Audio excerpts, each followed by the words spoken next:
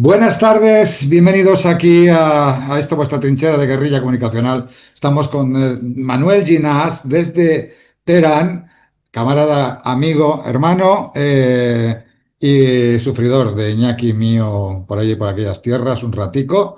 Y Daniel Lobato, también camarada, amigo y hermano de Manuel Ginás prácticamente, porque creo que también han estado juntos bastante tiempo. Así que, bueno, un abrazo a los dos y encantado porque creo que ahora mismo tenemos mil razones por las que estar permanentemente en contacto, así lo intentamos a nivel personal, pero también, fíjate, desde el antiimperialismo, Dani, Manuel, yo desde el antiimperialismo me siento súper culpable a pesar de que he estado siempre trabajando absolutamente entregado a la República Islámica de Irán, programas desde hace 6 7 años, siempre hacíamos programas todos los años, dos o tres, pero quizás no dándonos cuenta hasta qué punto podría ser el punto de inflexión final, el frente directo final junto con Palestina, obviamente, porque todo está conectado el 7 de octubre, está conectado la operación especial de desnazificación. Están conectados las resistencias que han mantenido durante mucho tiempo esta fuerza, está conectado todo el trabajo de Hezbollah, de Yemen, pero obviamente al final el que de repente tiene que dar la hostia final al imperio, para en definitiva, ha sido Irán, ¿no? Entonces, de algún modo, siento esa culpabilidad y a pesar de haber entendido, yo recuerdo la primera vez que a Dani Lobato le preguntaba por Irán y me comentaba su admiración y su convicción de cómo era ese pueblo, esa cultura, ese territorio, yo me daba cuenta de que tenía muchas lagunas que no son inocentes, sí, por mi parte, pero no son inocentes porque en Occidente nos cuentan tantas mentiras seguidas que al final alguna te estás creyendo por dentro, te está influenciando, te está influyendo. Y bueno, yo creo que ahora no cabe, no ha lugar para nadie que quiera decir que es antiimperialista y que no está apoyando a Irán con todo. Así que por ahí, Daniel, creo que es una de las razones que nos tiene en absoluto compromiso con Teherán y con este medio español, porque ya es medio iraní, quieras o no, ¿eh? Daniel, este hombre no puede ya negarlo. Ya tiene sangre iraní, te lo diré, porque hasta incluso en la valiente disposición y posición que él ha tomado ahí con ese pueblo, también se nota, no solo porque sea su compañera de viaje, la perfecta iraní, para mí revolucionaria en acción y devoción, pero sino porque además él lo ha asumido así. No sé si antiimperialistamente o cómo lo asumía, pero sé que ha asumido la defensa de la patria iraní con todo. Así que Daniel, te voy a dar ti paso primero, porque luego Manuel tendrá tantas cosas que contarnos que no sé si nos dejará espacio y lugar. Así que adelante, Dani. Si no, mañana más. Bueno, Perfecto. un placer gigantesco estar aquí con vosotros dos, especialmente con Manu, con las dificultades de conexión que hay desde la República Islámica de Irán, sometida a esta agresión brutal. Y al respecto de lo que comentaba, solo como pequeña introducción, al respecto de lo que comentaba Chema, decir que por supuesto, aquí hay muchos análisis, la gente que nos vea según los analistas que escuchen, pues dirán que todo esto forma parte de la guerra contra China.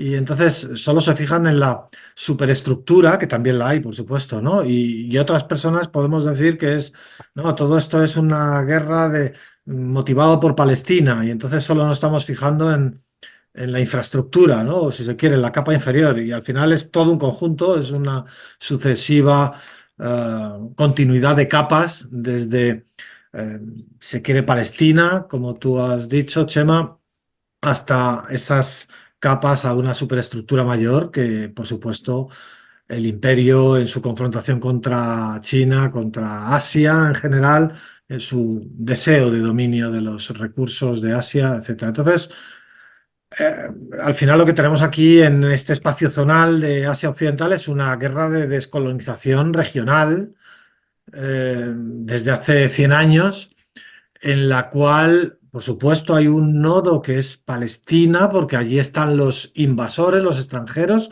que tomaron esa cabeza de playa hace 80 años, que instalaron una fortaleza, un estado, con la connivencia y la impunidad de grandes potencias mundiales y que a partir de ahí han comenzado una guerra en el frente interior contra los nativos interiores y en el frente exterior contra los nativos aliados de los interiores, de los palestinos. Y en ese frente exterior, pues por supuesto, desde hace 47 años, la República Islámica de Irán fue o ha sido un determinante para que esos nativos interiores o los de Líbano o los de Yemen también ahora últimamente, pues hayan adquirido unas potencialidades en esta guerra regional que no hubieran podido tener de otra forma, ¿no? Y estaríamos hablando de que Palestina, Líbano, Yemen estarían todavía en un nivel de lucha revolucionaria muy precaria, si se quiere decir así. Entonces, nada, simplemente decir que en esta guerra revolucionaria, antiimperialista en toda la región, hay a su vez una superposición de grandes sacrificios. Y se han sacrificado en su momento distintos pueblos, distintos países, distintos liderazgos. En la etapa que estamos ahora actual, analizando especialmente desde el 7 de octubre, se podría entender que el sacrificio de Gaza en estos 2 años y medio ha posibilitado que el inevitable sacrificio del pueblo iraní, que iba a llegar sí o sí, antes o después, porque la confrontación de la colonia israelí arrastrando al imperio iba a llegar sí o sí al margen del 7 de octubre, pues yo creo que en esa superposición de sacrificios para que otros puedan emprender la lucha en mejores condiciones, yo creo que una de las cuestiones clave también es que Irán, dentro de la agresión brutal que está recibiendo y del sufrimiento y del alto precio que va a pagar y que está pagando, indudablemente también sería mayor o, digamos, estaría en peores condiciones si el régimen israelí no hubiera tenido que vaciarse en un genocidio criminal durante 2 años y medio, a su vez con Líbano también, etcétera. Y afortunadamente, pues esos testigos que unos mártires van entregando a otros, eh, los líderes palestinos a Nasrallah, Nasrallah a su vez a Jamenei, eh, hay la sucesión de distintos liderazgos y de distintas poblaciones y de distintos resistentes, pues esa sucesión y esos testigos que se entregan hacen que la lucha vaya en una buena dirección, a pesar del gran sacrificio y en unas mejores capacidades cada, cada frente que va recogiendo el testigo de la lucha. Más o menos eso es un poco la Yo, visión que yo quería dar, un poco así como pequeña introducción. Y a partir de ahora, pues ya, pues Manu y tú, sobre todo, yo luego aportaré alguna pregunta, si sí, sí, importante tal, que pero añadas vamos, comentarios. escucharos sobre todo a vosotros dos y Yo solo añadir a lo que tú has dicho, que además creo que coincido plenamente, pero además, fíjate, si dijera los elementos, Hezbollah demostró la no invencibilidad de Israel en su momento. Y el martirio de Gaza lo que ha hecho es reafirmarlo y desnudarlo al régimen. Lo que ya nadie puede negar con el genocidio que ha sufrido durante estos 2 años, que ha sufrido siempre, pero que en estos 2 años se ha hecho intenso y con cámaras en directo, es previo y necesario a que ahora, incluso si el imperio y Israel al frente deciden tirar una bomba nuclear, es indefendible hasta como excusa de es para salvar vidas de Occidente colectivo, etcétera. No, porque ya sabemos lo que salváis vosotros, hijos de la gran fruta. Entonces, realmente creo que en ese sentido todos han puesto el grano de arena para que efectivamente Irán pueda en este momento y en este lugar hacer el paso necesario. Y luego otras cosas que todavía no vemos y que se verán, que es estos apoyos desde atrás de todo un eje de resistencia en esas también superestructuras que son Irán, China, Rusia, Corea, incluso ayudando en un lado a unos u otros, y otros actores que no están, y por supuesto el actor Yemen, que de repente demostró que se podía hacer un daño económico brutal y también volvió a reafirmar no son invencibles, no son Y invencibles. que también ha hecho gigantescos sacrificios en Sí, esos 10 años. claro, Estamos hablando de 2015 a 2024, 9 años, 9 sí, años de agresión, que era la mayor catástrofe para la ONU, humanitaria sí, para la ONU en esos años, y además grandes sacrificios, por ejemplo, prácticamente todo el gobierno yemení asesinado por Israel, sí, ¿no? sí, Y sí. algunos líderes militares también. Sí, sí. Pues nada, Manuel, preguntas tendremos unas cuantas, pocas, muchas, pero sobre todo primero que hables tú, que estarás diciendo, a ver, Yo a veo aquí. propósito, buenas tardes, noches, no sé cuándo nos mira, quién nos mire. Un placer volver a veros a los dos. Eh, No estás yo en quería la, hacer, no estás en la ducha de Hitchcock, ¿no? Porque te veo la cortina de la ducha de Hitchcock a la izquierda.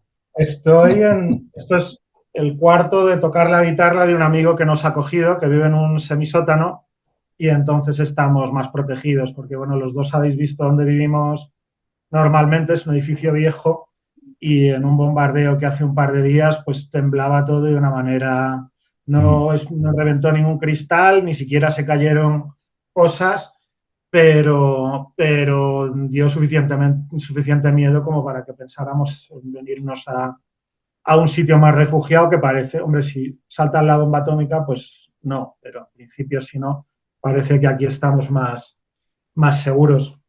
Yo, a mí de la introducción histórica que ha hecho Dani, no sé si es mucho el lugar o no, no, pero es un apunte un poco más de Normi, ¿no? Sobre ese proceso casi que inevitable, histórico, en el que los pueblos de esta región del mundo, como de otras también, bregan por liberarse de esa dominación colonial, occidental, sionista, etcétera, es evidente que en Irán es la República Islámica quien toma la bandera de esa liberación, que el Mohammad Reza Pahlavi, derrocado en el 79, venía siendo el gendarme de Estados Unidos, era completamente dependiente pues de las importaciones, de los consejeros, etcétera, etcétera.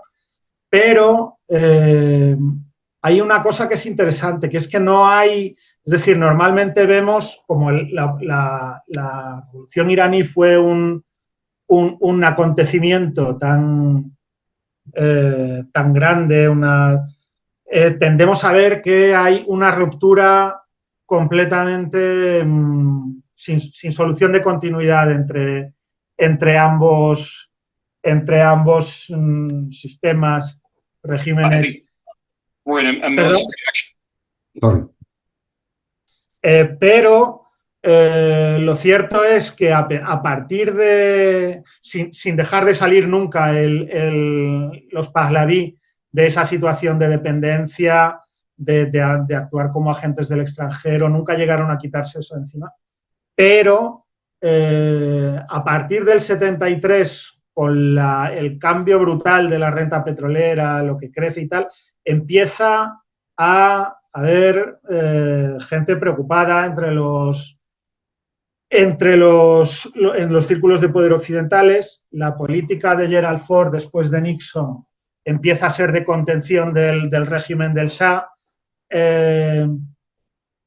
Se refuerzan los pactos con Arabia Saudí después, además del asesinato de Faisal, del rey Faisal, por un loco muy oportuno que aparece por allí justo cuando había la posibilidad de que los países petroleros se unieran contra el régimen israelí.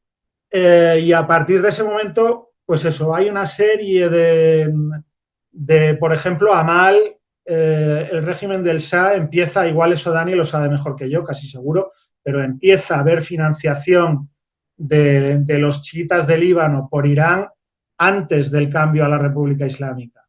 Hay financiación a Amal por parte del régimen de Mohammad Reza Pahlavi que luego, lógicamente, cuando el sistema iraní cambia, un sistema que toma el Islam como discurso político y como identidad política, pues lógicamente pasa a otra, sale de Amal o sale en gran parte de Amal, pero de la misma manera el intento de que las distintas milicias kurdas hagan de proxies, un acercamiento a Saddam Hussein que hay poco antes de la revolución de Mohammad Reza Pahlavi, después de los líos que habían tenido en torno a la determinación de la frontera.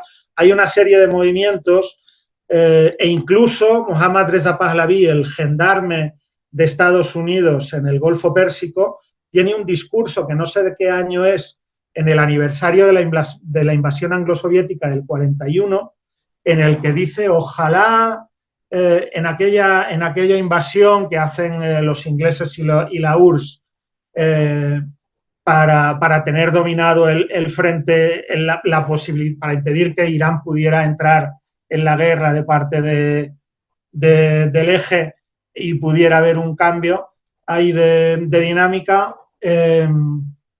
Bueno, en realidad la dinámica ahí seguía siendo los alemanes los que ganaban, pero en todo caso hay un momento ahí en el que en un homenaje a los mártires de la fuerza naval iraní que son masacrados por los ingleses en el Golfo Pérsico, dice, no recuerdo exactamente, pero ojalá aquello hubiera sido una resistencia y hubiéramos entrado en guerra para resistir. Es decir, con una especie de... O sea, que empieza a tener una conciencia histórica de que el papel que viene jugando, sobre todo desde el golpe de Estado, que lo pone como dictador en la situación ya más dura desde el 53, que el papel que está jugando no lo lleva a ninguna parte. Probablemente, además, en esa época ya tiene cáncer y tal, pero como que esa conciencia de que eso no puede funcionar y que hay una necesidad de hacer frente a esa dominación extranjera, empieza en parte ya en época de Pahlavi. Lo que pasa que, bueno, es 30.000 consejeros de Estados Unidos, todo importado, cero industria, era absolutamente imposible que ese régimen se liberara de la dominación estadounidense, ¿no? Pero eso es importante, sobre todo, claro, para nosotros, o sobre todo para vosotros que tenéis la identidad revolucionaria mucho más asumida, la bandera, igual eso, pues, sabiendo que esas contradicciones del régimen de Pahlavi eran completamente insalvables, pues no tiene mayor importancia, ¿no? Pero para un público que no tiene esa identidad asumida, puede ser importante que sepa, no, a ti también te llega, no es, o sea, yo qué sé, y que eso va también, yo qué sé, pues las contradicciones del régimen de Franco con Cuba, o que si la bomba atómica no la bomba atómica, o sea, esa dominación extranjera está ahí y le da igual que tú seas el pastor de cabras o cojas la bandera mucho o poco, la cuestión es que esa dominación se puede ejercer o no se puede ejercer. Y a veces eso no depende de ti. Tú a lo mejor quieres vender el país y resulta que no, las condiciones que da, de repente hay un cambio, tú como élites de un país X. Los peperos, los boxeros, y de repente ven que no, ellos pensaban que iban a poder vender el país o alquilarlo, lo que piensen que hacen, y en ciertas condiciones que les permiten a ellos hacer de capataces del chiringuito, y de repente hay un cambio que resulta que no, es que no puede que no funcione. En fin, de hecho, para abundar en lo que dices, en Chile, por ejemplo, la dictadura de Pinochet protegió el cobre más que la democracia de Boris. Por ejemplo, no es que, ¿crees? La contradicción era que, bueno, unos tenían una burguesía local o el tema de la economía con los chinos. Fue importante para incluso la dictadura y sobre todo después para gobiernos menos en teoría de izquierdas y en cambio de repente ahora incluso el que está se ve con una contradicción jodida porque le ha impuesto al final Estados Unidos tienes que romper con los chinos y eso para ciertas burguesías de allí provoca una contradicción chunga que tienen que asumir y así que coincido contigo que eso es importante también para que se sepan que al final son los intereses de unas élites que al final las que están en las de fuera, que es lo que está pasando también en Europa, con Nord Stream, con lo que se está haciendo, con la destrucción de la economía europea en honor y gloria de los intereses de Estados Unidos.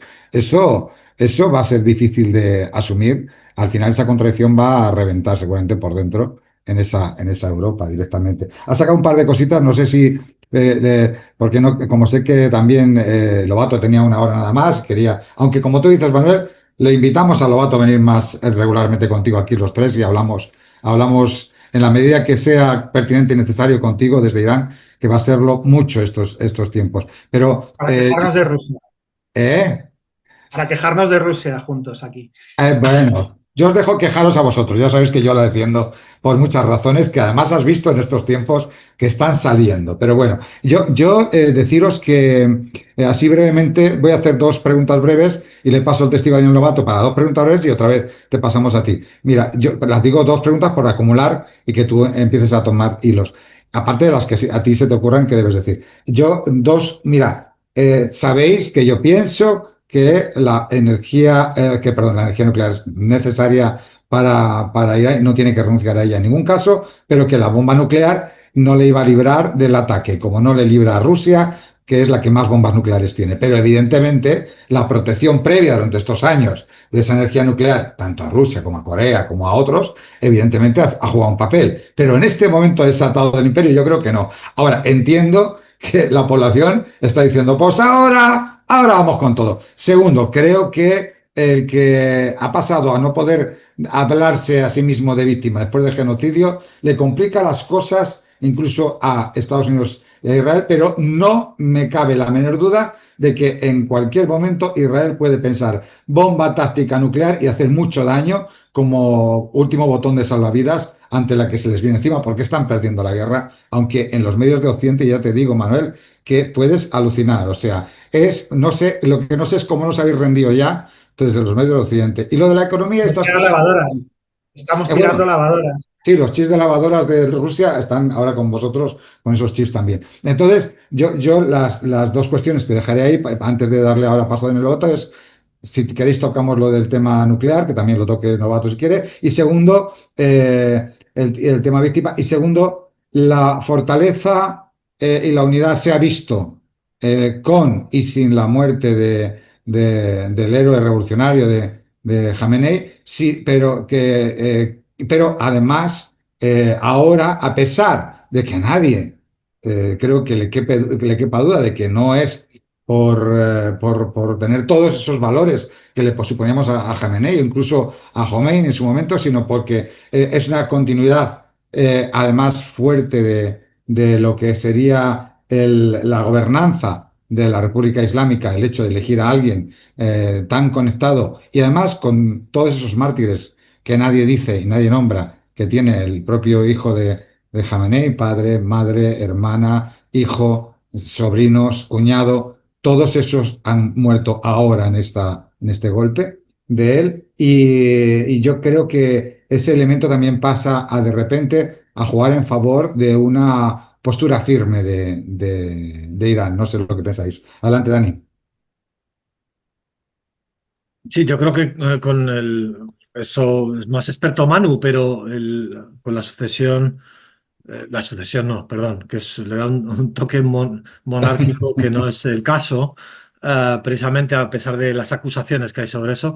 No, lo que se busca con el Mostada Jamenei, Mojtaba. Mojtaba Jamenei, es la absoluta continuidad en el sentido de que es quien más conocimiento tiene de las cuestiones de Estado en estos momentos, en medio de una guerra.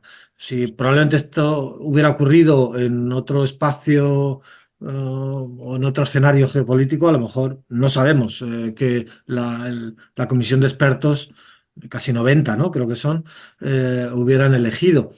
Pero en este caso es obvio y es lógico que se busque a quien tiene absoluto conocimiento de todas las cuestiones de Estado, que es el hijo con quien básicamente compartía gran parte me imagino, de las reflexiones o, en fin, discusiones, debates, los que tuvieran, ¿no?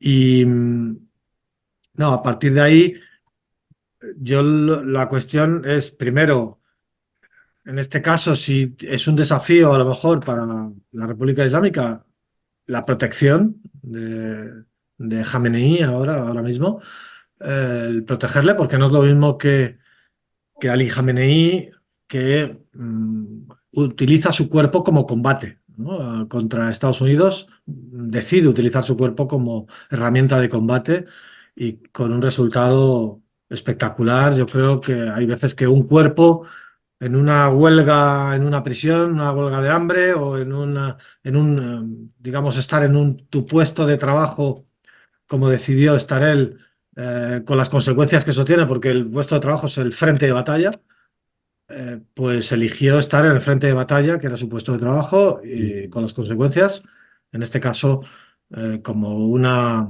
reverberación enorme para el pueblo iraní.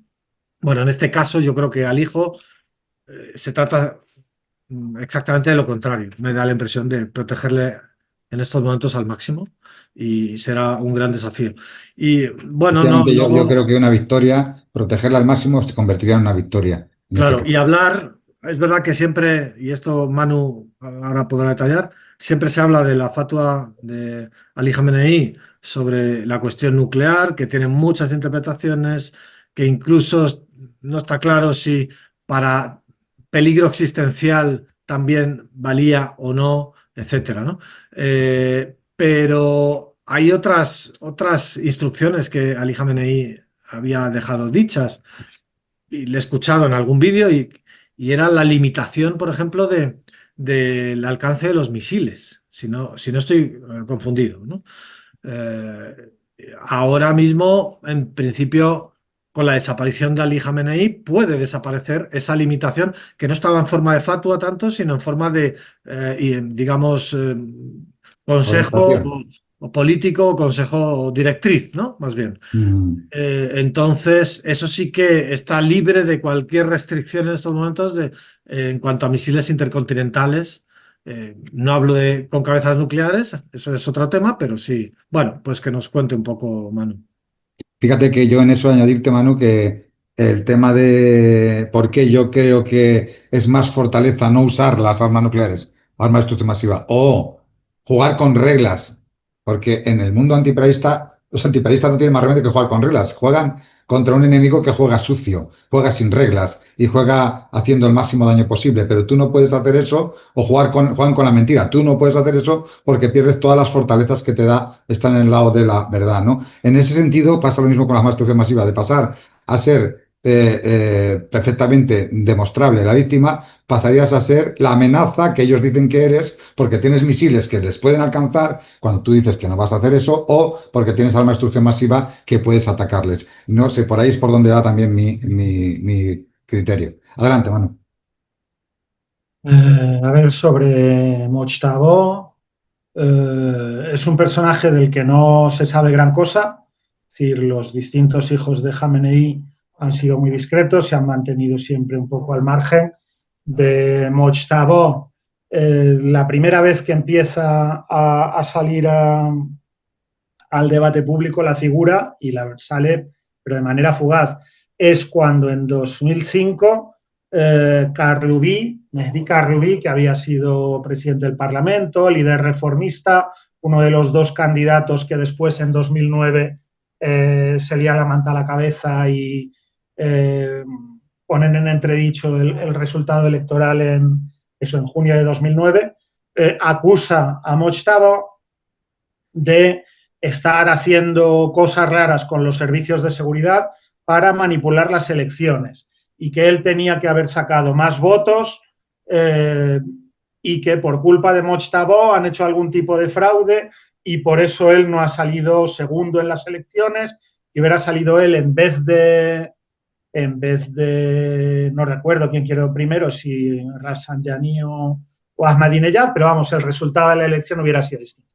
No lo digo para decir que tuviera razón, que fuera verdad, que no fuera verdad, pero es la primera aparición en el discurso público de Mojtaba.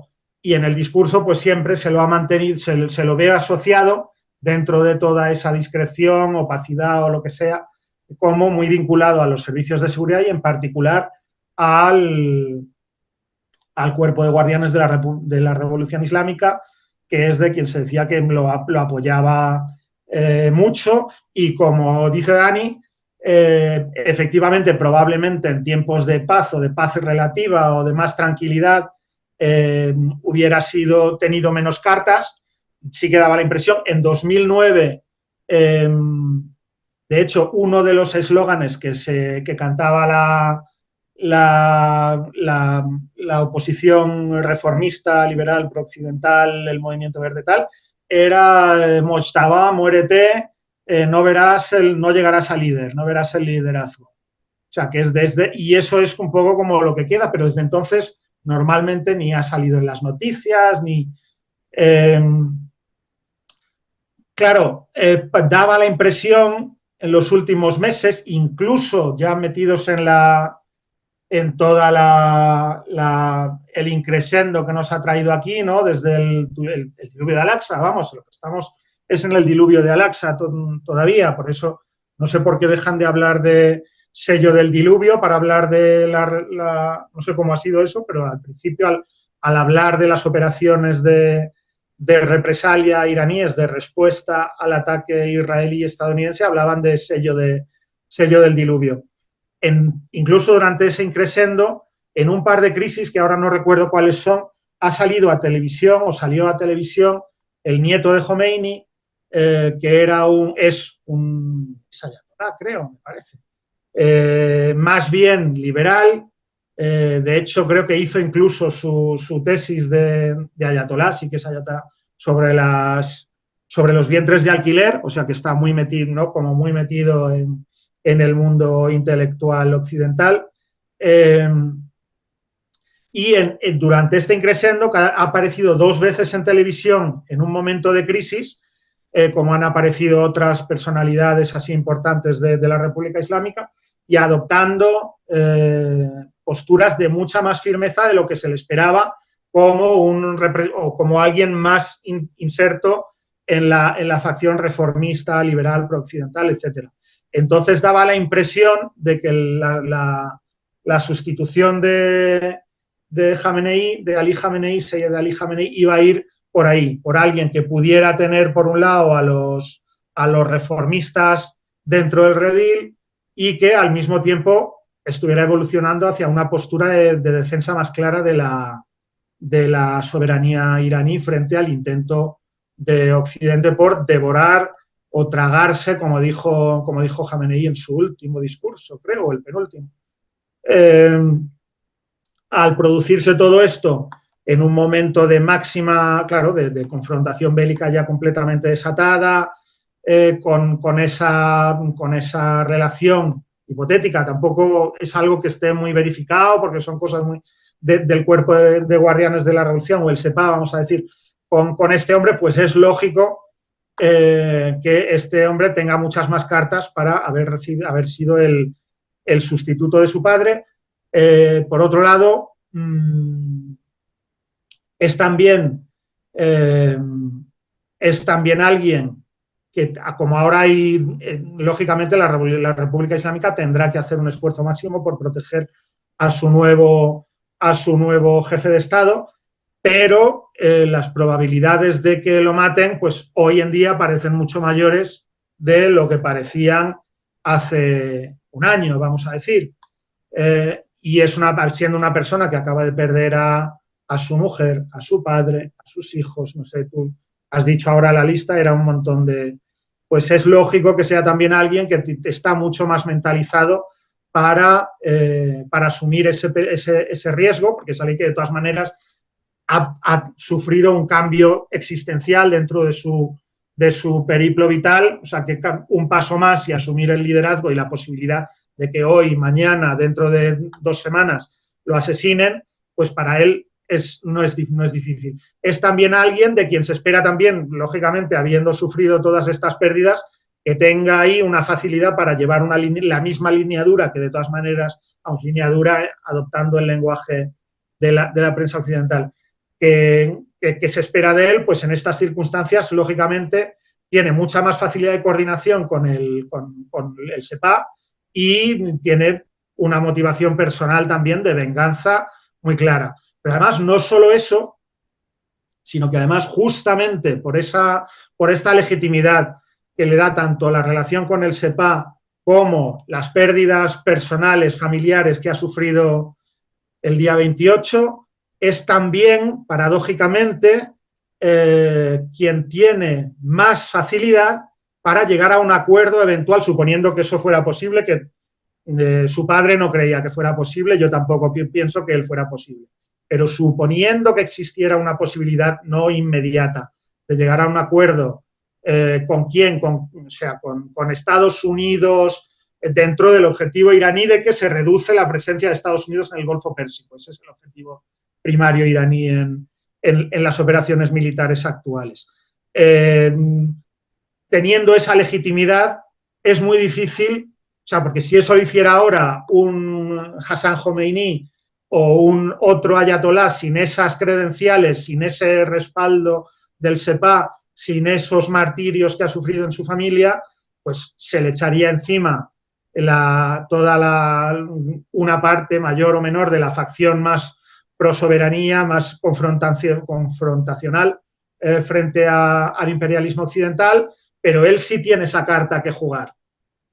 Y eso, la juegue o no la juegue, debería ser también, suponiendo que en las dirigencias occidentales hubiera la perspectiva en algún real, no digo la retórica, en algún momento de llegar a algún acuerdo con Irán, deberían también valorarlo para no matarlo, porque si lo pierden, otro líder que sustituya a este puede que no lo tenga tan fácil, porque se le puede echar encima a alguien, acusarlo, no, tú es que tienes miedo, han matado a 2 y tú ya tienes miedo de que te maten y estás vendiendo todo y estás traicionando a la patria y a la revolución y a la República Islámica y tal.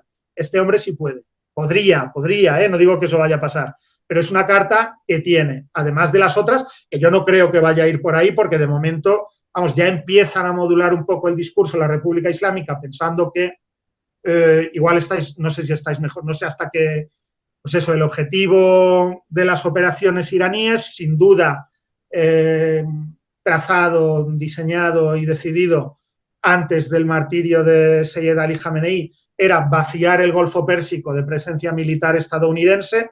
No sé hasta qué punto eso ya se ha conseguido, no sé hasta qué punto los jeques y reyezuelos y emires del sur del Golfo Pérsico se han dado cuenta ya de lo que les quiere poner en bandeja Irán, que es que Estados Unidos derramáis allí unas cantidades de dólares, de dinero, de petróleo, del valor monetario del petróleo, ingentes, lo que no está escrito, y Estados Unidos no os puede proteger, porque nosotros ahora hemos llegado hasta aquí, pero podemos llegar más allá. Nosotros podemos resistir aún, no sé si cuánto tiempo de guerra más, y nos podéis machacar el higadillo junto con los otros. Pero si os dejamos sin aguas, os hemos quitado ya las bases de Estados Unidos y seguimos manteniendo Hormuz cerrado, no lleguéis a un nuevo acuerdo con Estados Unidos para que vuelva a reconstruir las bases, que además será un proceso que llevará años, que costará un montón de dinero, y total, ya estamos en un punto de la evolución del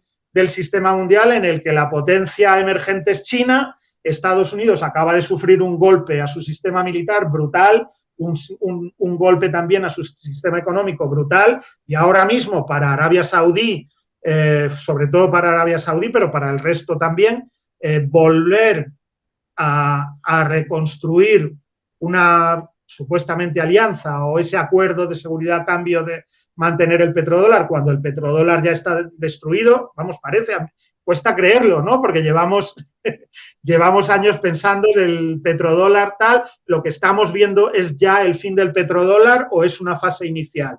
Da tanto vértigo después de todas las décadas, yo creo que la vida de todos los que estamos aquí entera, que da, pero vamos, en todo caso, el juego iraní es ese, de convencer a sus vecinos de que no les conviene volver a meter en el Golfo Pérsico la presencia militar occidental sionista. Si lo conseguirán ya, si lo conseguirán un poco más adelante, pues está por ver, ¿no? Pero el juego es ese. Pero claro, Y ahí eso que dices. luego no sé si queremos hablar de la FATO y la bomba atómica o mejor lo dejamos para otro momento. No, no, adelante si quieres. Te iba a decir que quitar a las petromonarquías y a toda esa protección de bases es decirle a los sionistas empezar a buscar las maletas. Claro, claro, claro, claro. Y Sí, además esto, perdón, que no, no, no, un no. último apunte, Sí, sí, sí. una cosa, esa presencia, ese control extranjero del Golfo Pérsico es algo que dura desde la penetración portuguesa a principios del siglo XVI. Y eso es algo que alguien como Jamenei tenía mucho, mucho en la cabeza. Era alguien con una conciencia histórica muy, muy, muy aguda y eso es algo, un proyecto, pues eso, que es lo que están intentando ahora consumar al final, pues eso, de 50 años casi de historia de la República Islámica. Yo ahí soy un poco escéptico, no voy a decir pesimista. Yo leí la declaración de Pezeshkian eh, hace, hace 2 días, ¿no? Como de disculpa a los países vecinos. Eh, Hay muchas interpretaciones al respecto de esa declaración de Pezeshkian, ¿no? Hay una interpretación que dice, no, es que la resistencia iraní o el esquema de resistencia o el esquema de plan está basado en una especie de esquema mosaico, ¿no? Y de descentralización absoluta y por tanto han sido comandancias militares iraníes las que han tomado unas decisiones autónomas sin consultar de ataques. Eso es una interpretación que Yo aquí eso creo lo que he que... entendido es que la compartimentación es Mm. solo en el caso de la desconexión con el mando central. Claro, sí, No eso es no tiene algo. mucho.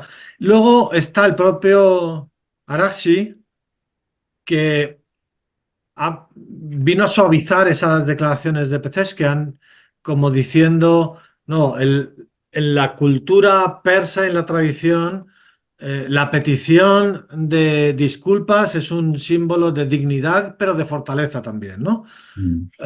Y en todo caso, a mí sí me da la impresión de que lo que plantea Manu es lo que subyace un poco por debajo, de intentar llegar a algún tipo de acuerdo con las monarquías, los regímenes árabes, etcétera, de que finalmente acepten que no se deben a la potencia imperialista de Estados Unidos y que no acepten ya más sus bases, que efectivamente ya han quedado, sabemos que ya básicamente Estados Unidos está operando desde Chipre y desde Grecia, ¿no? Ha perdido completamente los de alerta temprana, los radares de alerta temprana, la capacidad de atacar desde el propio Golfo Pérsico y está atacando desde miles de kilómetros con las dificultades logísticas que eso supone y por eso también ha empezado a utilizar los B-2 y todo esto desde más larga distancia. Entonces, la cosa es, yo donde soy escéptico es en pensar que esos regímenes eh, voy a tener que callar un momento al gato, No, no, no se encerrarle. le oye, no se le oye porque el Zoom Ah, no ve. ¿no No, se le oye? no, no, no, Ah, no, me no, alegro, porque está Aquí maullando. también ha habido dos explosiones y tampoco las habéis oído, creo. no, Ah, no, vale, no, no, vale. no. Ah, me alegro, porque es que está El maullando Zoom todo el tiempo. atenúa el sonido, solo se te oye a ti. De Ah, hecho, muy tengo un bien. problema cuando me llevan a manifestaciones, que lo chulo es oír a las manifestaciones Ah, y bueno, resulta que solo me oyen a mí. Y vale, vale, vale. entonces, ¿qué Anda. pasa? Tienes que darle a un botón que diga no atenuar para que se oiga el sonido ambiente. Vale, vale, Y aquí vale. tengo una motosierra o algo que está pegando aquí caña y no se oye, Y supongo. Manu ha dicho 3 explosiones que se nos ha pasado desapercibido. A Bueno, tres explosiones de verdad, no es. Dos, sí, Es sí, que dos, como yo dos. estoy en Valencia, son fallas, ya. yo tomo explosiones como petardos y va a ser otra cosa. Bueno, ya No, sabes no, dos. que, ya Dos, sabes que vigilancia. Grok, la inteligencia, la supuesta inteligencia artificial del sionista Elon Musk, ha estado estos días asegurando que distintas Ah, explosiones y tal eran de las fallas de Valencia. O sea que bueno, igual ahora mismo conecta las explosiones de Manu con las de las tuyas, Chema, y tal. Bueno, resumo, el escepticismo mío viene porque yo creo que hay que tener muy claro que la construcción del proyecto imperialista en Asia Occidental conlleva no solo la colonia israelí, sino también la construcción de esos mismos regímenes. Están completa e intrínsecamente anudados al imperio de cada momento, al imperio británico en su momento, que decide que un trozo del desierto de Omán ahora se va a llamar Emiratos por esta tribu de aquí, o que un trozo de la histórica Persia, como es Bahrein, ahora va a ser un tal, o que un trozo de Irak, del histórico Mesopotamia, si se quiere, Babilonia, va a ser un trozo que se llame Kuwait y ahí vamos a hacer... O sea, están tan intrínsecamente vinculados al imperio que yo creo que no cabe esperar nada de ellos, excepto, fíjate, de otro régimen creado también a ese nivel, pero cuyas condiciones son diferentes, que es Arabia Saudí, que sí es un país más real, aunque se llame aunque los ciudadanos de esa tierra se llamen por el apellido del gobernante, ¿no? Que es así de obsceno.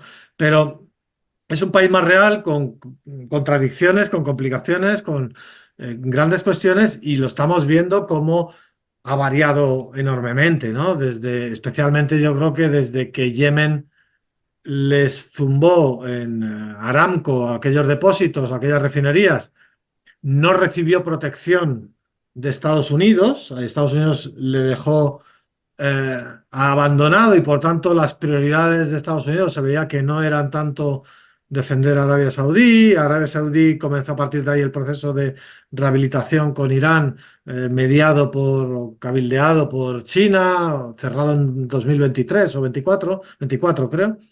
Ujú. Y, y estamos viendo cómo la insistencia de arrastrar a Arabia Saudí a esta guerra directamente para que ponga también sus hombres sobre el terreno, inclusive, etcétera, ¿no? Y no, y está ahí aguantando de aquella manera, en fin. Entonces, bueno, con respecto a los otros regímenes, no me quiero extender con esto, que esto Manu ahora nos dará por supuesto, una valoración mucho más importante que la que pueda dar yo. Pero esos pequeños emiratos, países, lacayos, yo sinceramente espero muy poco de ellos, porque son organismos creados, orgánulos creados por y para la función imperial, la de entonces y la de ahora. Entonces, realmente entiendo que Irán debe hacer ese gesto, y Irán debe intentar, la diplomacia iraní, por supuesto, está a años luz entiendo que lo debe hacer, pero espero y soy escéptico de ellos.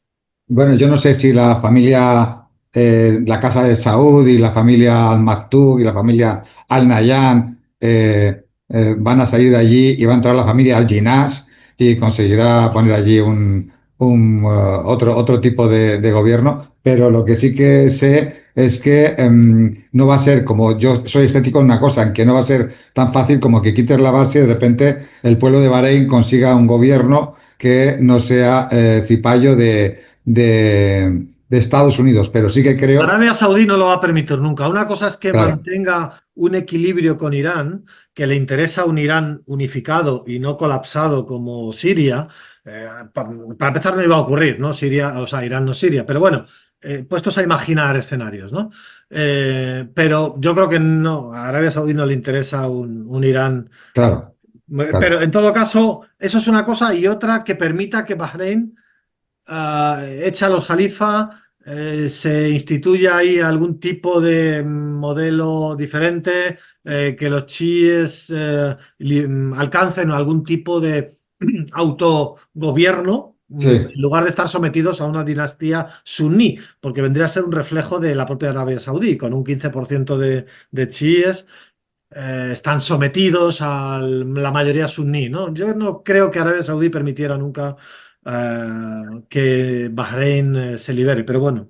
Acabamos en la pieza clave, que es el sionismo, Manuel. En realidad es Israel, el ente infanticida, genocida, el que, saliendo él, todo lo demás se abre la puerta. Y lo malo es que en esta carrera hacia adelante, lo malo para ellos, de Estados Unidos y de Israel, esta confrontación total, afirmada ya desde Irán, los pone en una disyuntiva jodida, peligrosa para los pueblos de resistencia como el de iraní, con estas armas nucleares no solo de Israel, porque igual que lanzan a Israel contra Irán, están lanzando a Francia, están lanzando a Inglaterra, a gente con capacidad nuclear, están lanzándola, porque lo que va a hacer siempre Estados Unidos es esconderse detrás de ellos en estas circunstancias. Entonces, cuidado que evidentemente los coletazos de la bestia ahora son más jodidos, pero no me cabe la menor duda de que el futuro de Israel, lo ato, lo decía, yo lo digo, después del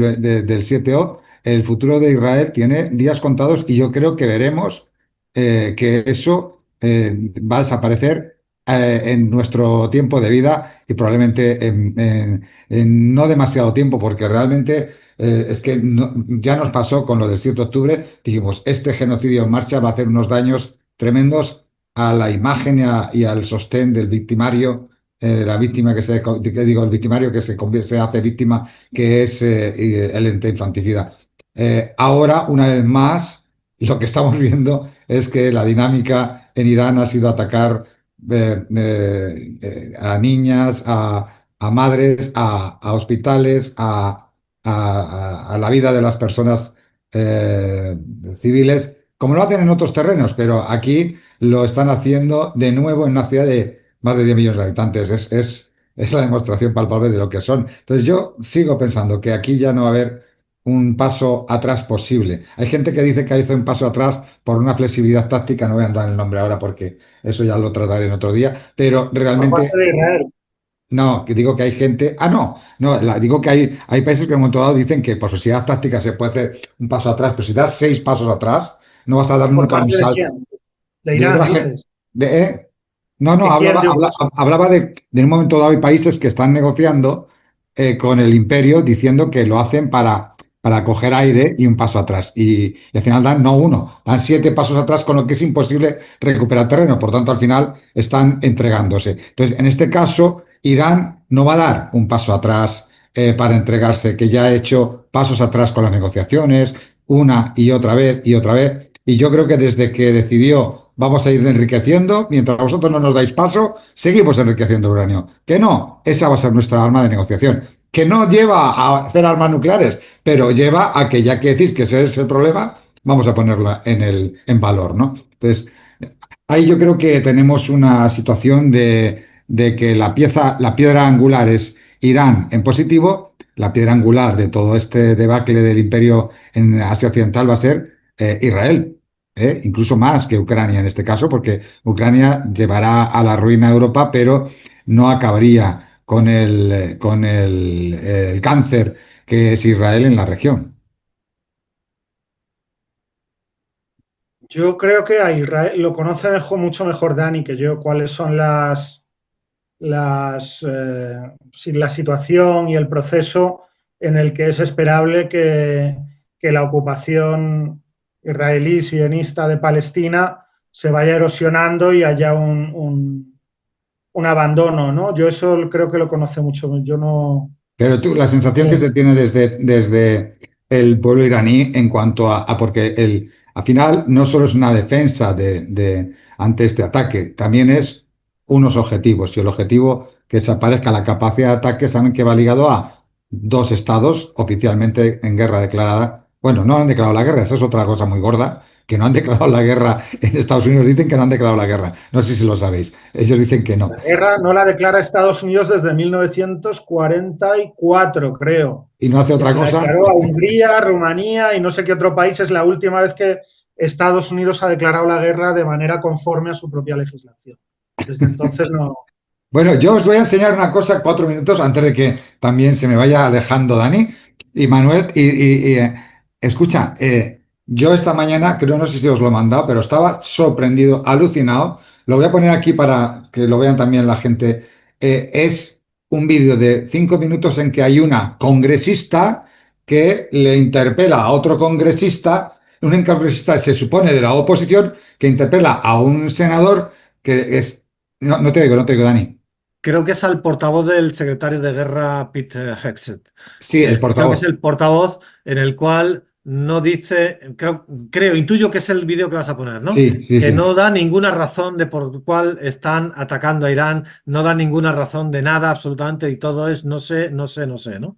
Sí, pero a mí lo que me ofende no es que diga no sé y que se escondan. Lo que me ofende es que la que interpela, que en teoría podría echarle encima las muertes, los genocidios, lo que está haciendo, le importa un bledo las muertes causadas en Irak, las muertes causadas en... Si os dais cuenta, todas las interpelaciones, los 5 ataúdes que han venido y si nos interesa o no, o cuánto va a durar esta guerra, pero no le importa un carajo los millones de muertos que ellos provocan con estas En guerras. clave política interior norteamericana. Ya está, se va. Total, total. Entonces, a mí me ofende porque me resulta muy duro tragar esa forma de... Porque cuando la gente aquí dice, no, eso es Trump, no es lo mismo. Están los bidenianos, los trumpianos, están los obamistas, los yo que sé. No, es clave política interna. Oye, como una vez que pongas el vídeo y como yo voy a tener que ir, voy a Vale, dejaros vale. aquí una serie de cuestiones Como arrojadas.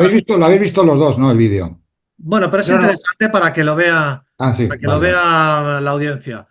Yo, cuando acabe el vídeo, os dejo una serie de cuestiones aquí que os arrojo y que luego Manu, junto con lo que hemos tocado ahora del tema Vale, de los vale, así países la del responda Golfo, toda, sí. etcétera, que no toca Jordania, que es otro elemento, pero bueno, pero al menos centrándome en los del Golfo y que lo aborde Manu junto con las cuestiones que yo os diré y luego ya lo veo ahí un poco en diferido cuando Sí. lo vea en YouTube. No, esta noche lo voy a poner el vídeo este, o sea que vais a ver enseguida, para que no pierda ninguna actualidad, voy a poner inmediatamente. O sea que haz las cuestiones, Dani, y Vale, luego, pues y mira, luego pongo el vídeo. yo tenía varias cosas, aparte de esto de los países del Golfo, ese discurso de Pezeshkian, Araghchi, si hay matización o no, todo eso, entiendo esa diplomacia, había más cosas. El tema de el objetivo, por supuesto, de Estados Unidos, que es, como tú has dicho, Chema, que otros pongan la cara y los muertos, y no yo,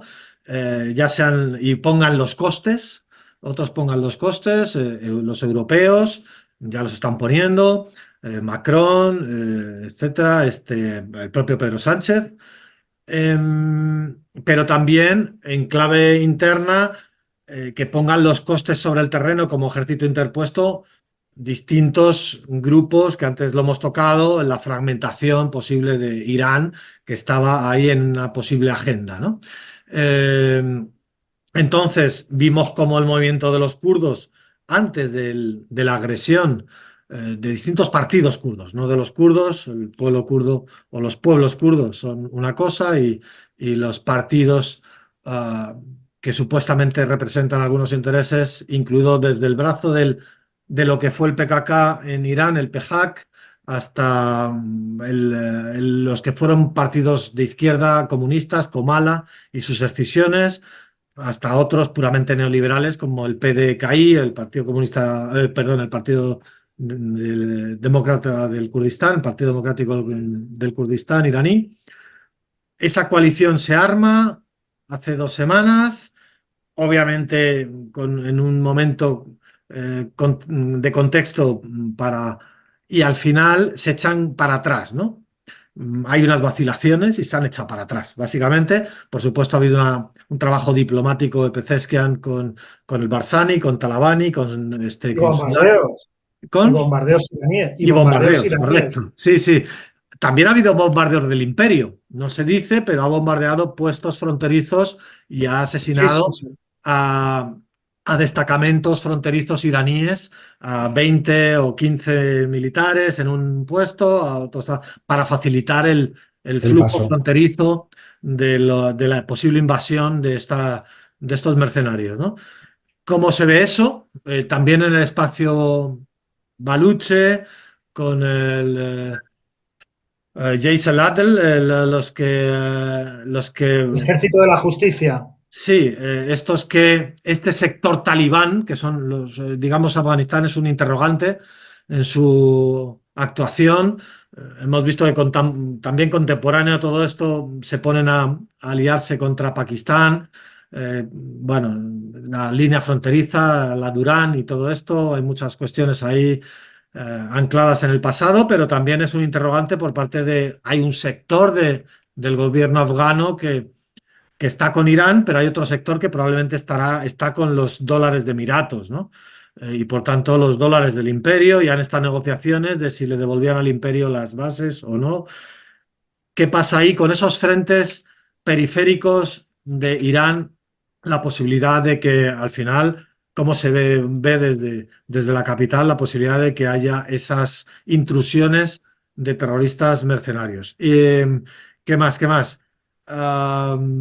Bueno, mira, ya me están llamando, voy a tener que dejar. Eh, Estamos hablando de que la guerra de resistencia de Irán es una guerra de resistencia, pero también es una guerra a la ofensiva. Ha expulsado al imperio de sus cercanías, y es una guerra en la que busca, sobre todo, crear las contradicciones, el desgaste y el agotamiento al imperio, pero que nos cuente también en mano en primera persona cómo se puede vivir ese agotamiento o ese desgaste, en cómo se está viviendo, si existe o no el posible desgaste, o no es muy diferente a los desgastes de 47 años de terrorismo económico que se viene viviendo, ¿no? Si se está percibiendo algo de esas dificultades en la guerra. Y luego dos elementos adicionales. Uno ya lo habéis tocado, el agua, que es un factor determinante. Ya ha habido primeros ataques a desaladoras, a una población, una importante que atiende a 30 ciudades y localidades iraníes, dejándolas sin agua. Es algo Pueblos. que... ¿eh?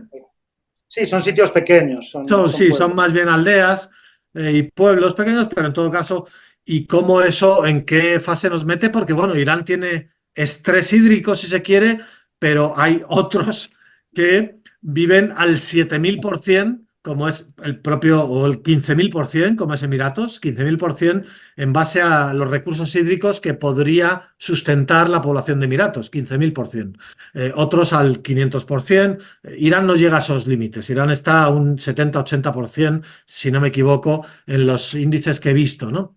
Entonces, una guerra hídrica, pues cómo se afronta eso. Y ya la última, y perdón, el tema del el riesgo de la isla Hark, esta desde la cual Irán lleva su 90% de exportaciones de petróleo, la posibilidad de que la ataquen, hay esos rumores, etcétera. Bueno, y si conoces algo más también de las presiones de China para reabrir Hormuz, aunque creo que los barcos chinos o de bandera china o que el transpondedor ponen somos chinos o vamos empresa china, creo que están pasando con normalidad y llevando el petróleo a China. Por tanto, esas supuestas presiones que China estaba haciendo a Irán para abrir Hormuz.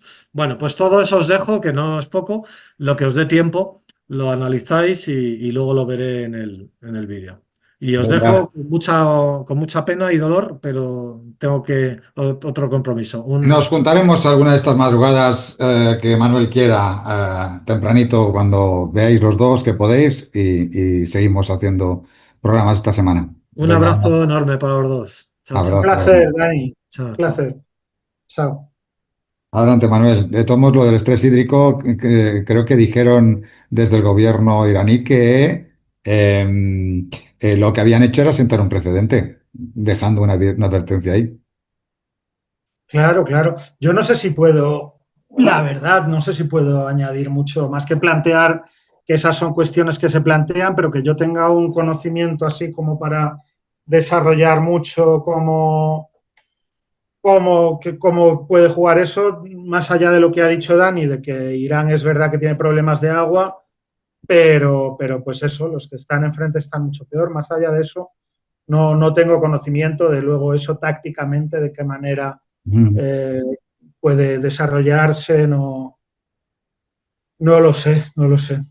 Eh, Los demás temas eran la economía, el tema los de... demás, claro, el tema de la economía, hombre, sí que son 47 años, pero es que es todo tan complicado, porque es una situación fluctuante, las comunicaciones han cambiado mucho. La hegemonía mediática que hay en circunstancias normales, eh, con un elemento, una influencia de la propaganda occidental muy grande y de echar pestes del régimen y la República Islámica y tal, pues todo eso, claro, está mucho más con sordina, ¿no? Cuando te están bombardeando, pues no es inevitable que haya un montón de gente que antes, pues, sí, pues yo qué sé, los chavales que saldrían en enero a meterse en la trampa que les tendieron desde Occidente de ponerse a tomar comisarías por 100 personas o 200 personas con unos cócteles Molotov y 2 pistolas y 4 cachiporras y pensando que les iba a ayudar Trump y luego pues Trump no les ayudó, ¿no?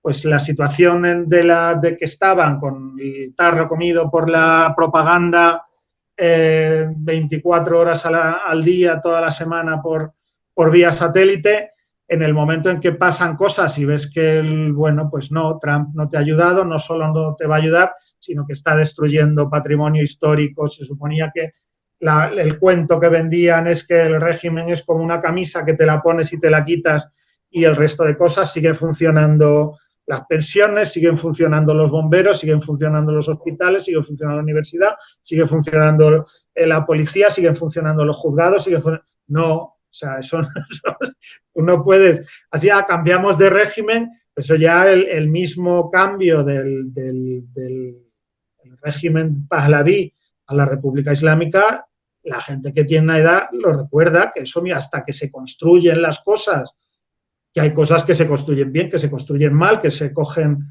vicios de actuaciones que luego es muy difícil corregir y tal, pero eso lleva una cantidad de tiempo, de energía inmensa, las pérdidas brutales, y luego además acabamos de ver cómo ha sido la caída del régimen de Al-Assad.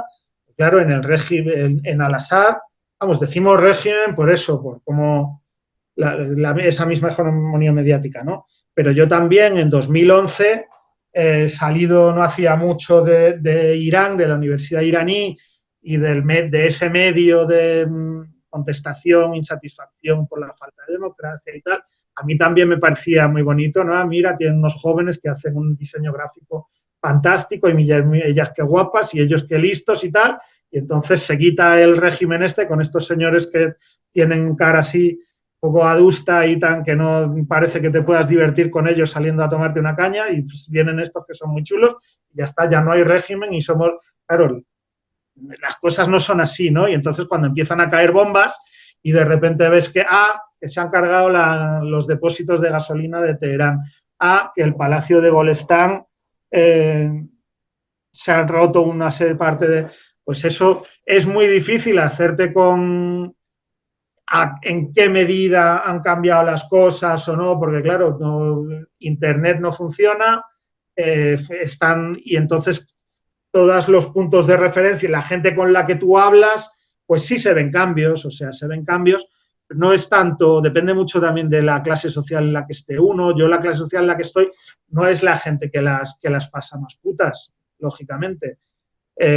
Porque si no, como extranjero, pues lógicamente no podría estar aquí pasándolas tan mal. Ya lo que hemos sufrido en estos años de bloqueo y de crecimiento constante de las dificultades, inflación y tal, ya es mucho. Entonces, saber hasta qué punto la gente que está más quemada por la situación económica ahora está pensando otra cosa, pues seguro que influye mucho la situación de guerra, la situación de ver, pues, tienes poco dinero, sigues viendo también que hay cosas que dejan de funcionar y que la vida es más difícil todavía.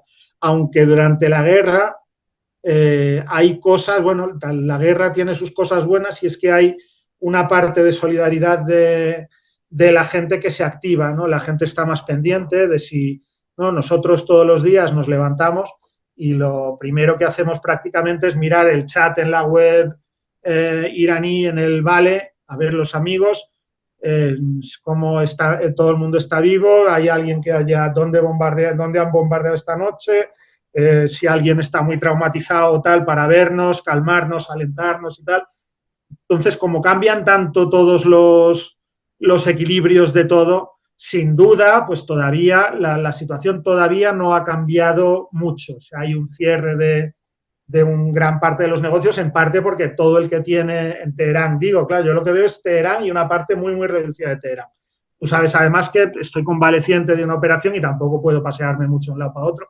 O sea que no he visto mucho, ¿no? Es muy difícil evaluarlo, pero hay toda una parte de la población de Teherán que sí, pues eso, como era Madrid hace 20 años, por poner ejemplo, que habrá otras ciudades ahora que sean parecidas, que igual tenía un 10% de 5 o 15% de población de madrileña de padres y abuelos, y la gran mayoría eran o ellos mismos emigrados desde provincias o sus padres, o ya menos los abuelos, porque ya no era tanto tiempo, ¿no? Pues en Teherán es parecido, y entonces pues todo el que tiene o la casa de los padres o un chalet, o sea, puede comprar un chalet por ahí en una zona para salir los fines de semana, las vacaciones y tal, pues ha salido, porque evidentemente aquí ya se vio en junio que es la zona más bombardeada, ¿no? Y entonces depende de los barrios, pues sin embargo luego ahora nosotros, el barrio que hemos venido a refugiarnos es un barrio antiguo, donde casi todo el mundo es teheraní antiguo. Además era un barrio pobre hace unas décadas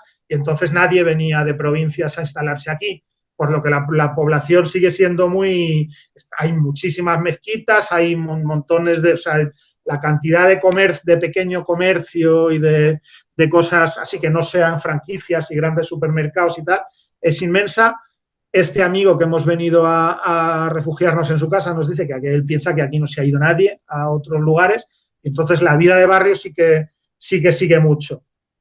Pero en otras zonas, pues no. Y luego aquí, por ejemplo, cuando asesinaron a Jamenei, él dice que él aquí no vio absolutamente nada, no solo ese día, sino tampoco durante las algaradas fomentadas por Reza Pahlaví el 8 y 9 de enero, dice que aquí tampoco se oyó absolutamente nada. Luego te vas a otro barrio y resulta que sí, me han dicho que Naziabad es un barrio también de clase, es también de clase trabajadora, pero cuando una vez he estado solo, pero la verdad es que tiene muy buena pinta, y a mí me parece que ya es un barrio que no es tanto como los suburbios, que sí es más la vida más difícil, ni es hay más pobreza, más condiciones más duras, sino que hay un tejido urbano parecido al que puede haber en muchos barrios de Madrid y tal. Y nos decía, no me acuerdo quién nos decía, que ahí sí había un montón de gente que sí que había celebrado el asesinato de Jamenei y tal. Pero, claro, también mucha gente, ¿cuánto es mucha gente? Porque, por ejemplo, si vemos en nuestra casa la cantidad de gente que había el día 8 de enero, en realidad no era mucha gente. O sea, da la impresión de que es mucha gente porque las noches de Teherán son muy tranquilas, porque en cuanto tienes, si en un tramo corto de calle tienes 10 coches pitando, pues ya hacen un escándalo inmenso. Si a eso se suman 30 personas dentro de una calle pegando gritos, con la reverberación y tal, te parece que aquello hay muchísima gente y porque es algo que no ves todos los días. Si esas calles estuvieran llenas de puestos, de gente yendo y bien y pasando como, yo qué sé, como si fuera el Zoco de Estambul o un sitio así, o yo qué sé, o alguna calle así, eso, cerca de la Puerta del Sol en Madrid, o las Ramblas de Barcelona, igual ni te parecía que estaba pasando demasiado, pero como no tienes costumbre, esto es un montón de gente. Que luego el viernes, creo que lo hemos hablado juntos, el otro día con Iñaki, que luego el viernes 9 estuvimos contando la cantidad de gente que había sido a la calle y eran 30. En un tramo de calle que tenía que haber cientos de personas. Entonces, oyes de otro barrio y en realidad no sabes. Dice mucha gente y no, hasta que no tienes una posibilidad de analizar las cosas con un poco de criterio, no sabes. Pero a mí la impresión que me da es que la situación de guerra derrumba muchos mitos de eso, de que la gente está dispuesta... O sea, que ¿no? Hay un montón de cosas que se dicen de pues, quejarse del gobierno, es que es algo que es normal. O sea, en España también se queja la gente del gobierno, en Francia se queja la gente del gobierno, no sé, son los países que yo conozco más, ¿no?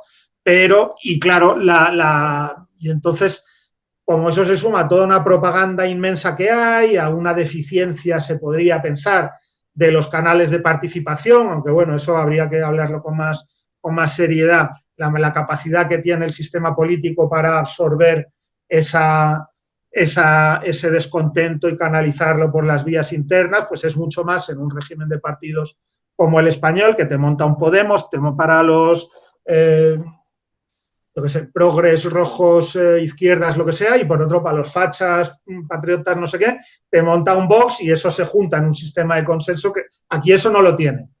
Entonces, pues cuando hay quejas en la calle que se repiten, pues al gobierno le es mucho más difícil amortiguarlas y se crea una sensación con ese bombardeo constante que hay de propaganda vía satélite, que es una cosa que si tú no hablas persa y ves los canales y tal, pues en hablar persa se verá también, ¿no? Porque tú puedes conectar la parabólica, que la hemos puesto en casa por primera vez en un montón de años. Yo no había tenido parabólica nunca en Irán, pero había estado en casa de gente, ¿no? Y te pones a mirar un canal, otro canal, otro canal, otro canal, otro canal, otro canal.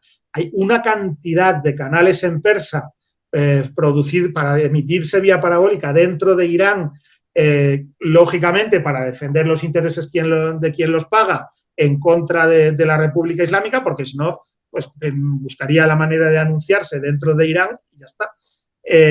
Pero es una cosa tan brutal, pues que eso crea ahí una pátina de que hay una sensación de que la hegemonía es en contra del gobierno, pero luego de repente pues hay un movimiento de cosas y resulta que no, la misma persona un amigo, Mars, creo que no lo has conocido, un amigo estadounidense, bueno, si le digo estadounidense igual me pega, pero porque es indio, mexicano, tal, entonces él habla de colonias unidas en vez de Estados Unidos. Pero decía, en la guerra de junio, yo creo que antes de junio, hablando de este tema, decía, de la gente que está más tirada en Teherán que tú ves, es la gente que tiene una moto no de mucho, no muy potente, y entonces lo que hace es, como la gasolina es muy barata, y es ir subiendo a gente en la moto y llevarla de un sitio a otro. Tú fíjate que la gente que va así también se opera la nariz. O sea, igual te echa pestes pero ese es alguien que puede ahorrar dinero suficiente para hacerse una cirugía estética. ¿Tú crees que esa persona, cuando se plantee la situación en términos reales, no de, pues hacemos así, le damos a un botón y entonces cambia el régimen y ya hay discotecas y esto parece París o parece Berna o parece... sí, cuando se ve que las cosas no son así, sino que tienes una parte grande, pues son muchos millones de población los que apoyan a la República Islámica y, lógicamente, en una situación de posibilidad real de cambio, pues se van a oponer. Y entonces esa voluntad de cambio tiene que poder oponerse a una voluntad real, no a una entelequia de que le das a un botón y cambia el régimen. Y entonces, en esas posibilidades reales, pues no hay esa voluntad de cambio. Y es que eso se ha visto montones y montones de veces, que no hay masas puedes decir, no, es que hay represión, en todos los estados se mantienen en mayor o menor medida sobre un cuerpo policial que mantiene un orden público. O sea, más, ¿no? Decimos represión, se puede hablar de represión también sobre España o sobre Cuba, sobre China, sobre donde sea, allí donde hay un estado funcional, es porque hay una policía que mantiene, en parte, aparte de la propaganda, de tal. Pues no hay masas dispuestas a salir y arriesgarse a que los que están enfrente, para evitar que derroquen, que den un golpe de Estado, hablando en términos que es lo mismo, vamos, hay una serie de gente se ponen a asaltar comisarías y asaltar, yo qué sé, la televisión y tal, lo que están haciendo es se puede ser una revolución o un golpe de Estado, ya dependiendo de que haya un cambio económico tal, o simplemente una toma de poder. Pues si no hay masas que estén ya dispuestas a enfrentarse a los que quieren defender lo que hay, pues eso, cuando toca quejarse, pues se puede quejar en el barbero, en el taxi, en el tal, pero en realidad no hay masas que quieran, que estén dispuestas a asumir lo que supone cambiar el orden político del país en contra de la otra parte de su país, de sus compatriotas, que piensan que no, que esto es lo que hay, hay un montón de problemas, porque hay muchos de ellos causados desde el extranjero, pero lo que hay tiene valor. Lo que hay tiene valor y lo van a defender. Entonces, el desgaste económico sí, pero es eso, la situación de crisis yo creo que dentro de que genera penalidades, yo creo que despeja más el ambiente y hace más que las cosas sean más reales, que la gente deja de decir, dice menos tonterías, así que es gratis, o sea, decir, no, si tú estás en una situación en la que hay gente bombardeamos, que se asesinan a Khamenei, que están bombardeados, que no hay comisarías, que no hay tal, y te dice, no, pues vamos a hacer no sé qué. Dice, venga, han bombardeado la comisaría, Khamenei no ha estado durante toda una semana, Reza Pahlavi dice que tiene 50.000 militares que le han dicho que lo apoyan, pues venga, y de repente ya no oyes tanto esas cosas.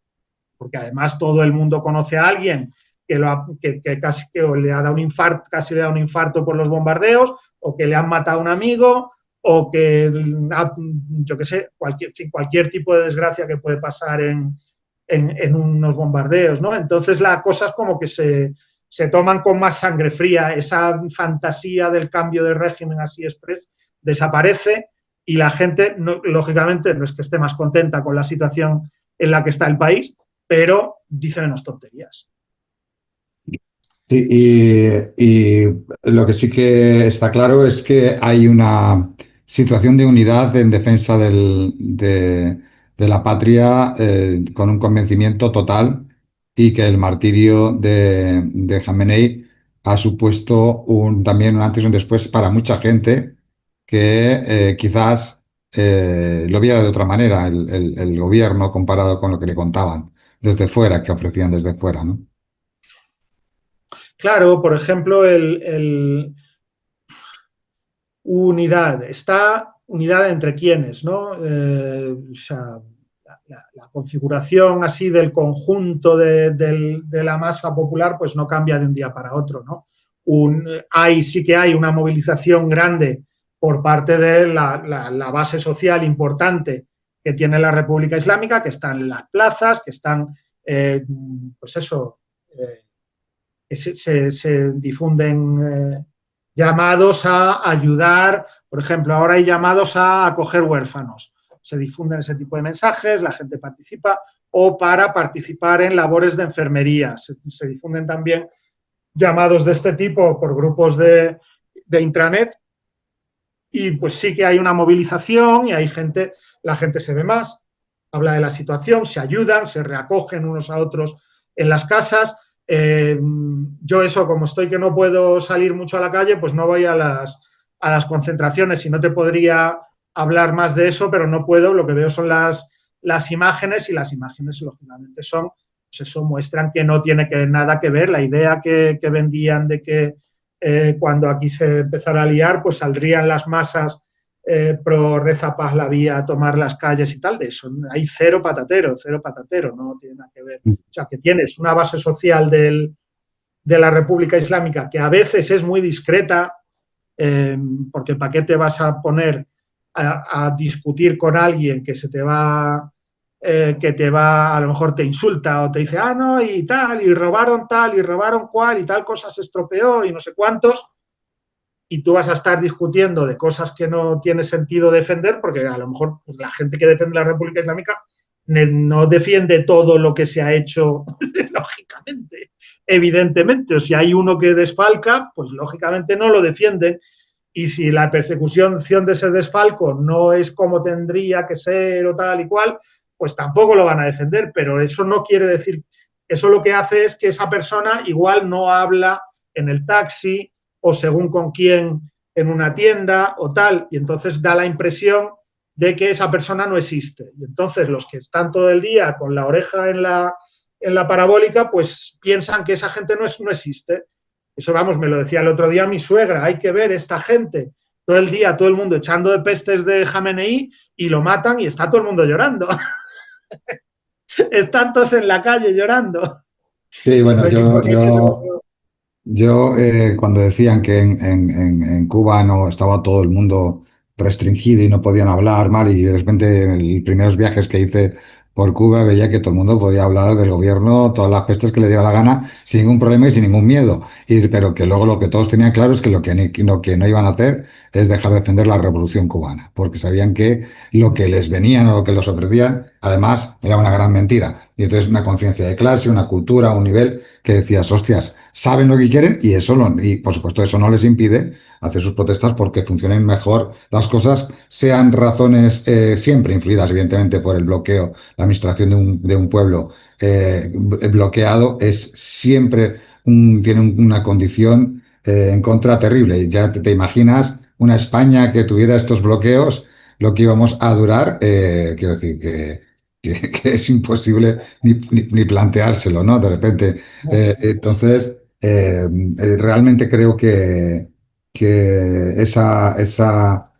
movimientos políticos que para mí, la capacidad política del ciudadano iraní es mayor que la capacidad de influencia política del ciudadano de España, por decirte algo. O sea, nosotros no hemos podido cambiar prácticamente nada en 40 años y las transformaciones han sido falsas transformaciones, tanto de la dictadura a la democracia como de la democracia al 15M. Los cambios aquí han sido estéticos, cosméticos solamente y ni siquiera se han cumplido las cosas cuando las vas comparando, se van cumpliendo los elementos que vas pidiendo, es al contrario, y te das cuenta de que no hay ni esa capacidad de influencia. En cambio, bueno, pues como decían este chino que salía en las charlas de Talk y decía, no, en mi país salió en el documental de John Pilger, que dice, no, no, la gente dice que en mi país no hay partidos. Yo lo que digo es que en mi país igual gobierna básicamente un partido, pero puedes cambiar las políticas. En Estados Unidos pueden gobernar dos partidos, pero no cambian las políticas en absoluto. Entonces, esa es una de las grandes cosas que yo sí que he visto, que la población iraní, por supuesto, tiene presidentes que son de una línea, que son de otra, que se cambian políticas con unos y con otros, y eso se nota en la política del día a día y que realmente eso es una cosa que quería, tampoco nos queda mucho tiempo, nos quedan 10 15 minutos, preguntarte, de líder intenta ser un apunte hacia el exterior también de continuidad, hemos dicho, pero aparte de esto, hay una función de liderazgo que está no tanto en dictar normas de funcionamiento como en poner las líneas rojas que no hay que pasar, como dicen, Velayate, Faqih, ya no me acuerdo el nombre exacto, pero que era, para mí, yo lo entendía como si fuera la supervisión constitucional de hasta dónde puedes llegar, ¿no? En lo jurídico hasta dónde puedes llegar, que no rebase, que no se convierta en algo, pues eso, anticonstitucional, antiprincipios, antivalores que la revolución tiene que preservar. Entonces, es el líder un poco está en ese puesto que además lo manejó muy bien Jamenei, fue capaz de manejar los distintos poderes políticos, influencias políticas que podían derivar hacia un punto u otro o chocar de modo extremo. Y él supo, yo creo que bregar en esos dos niveles.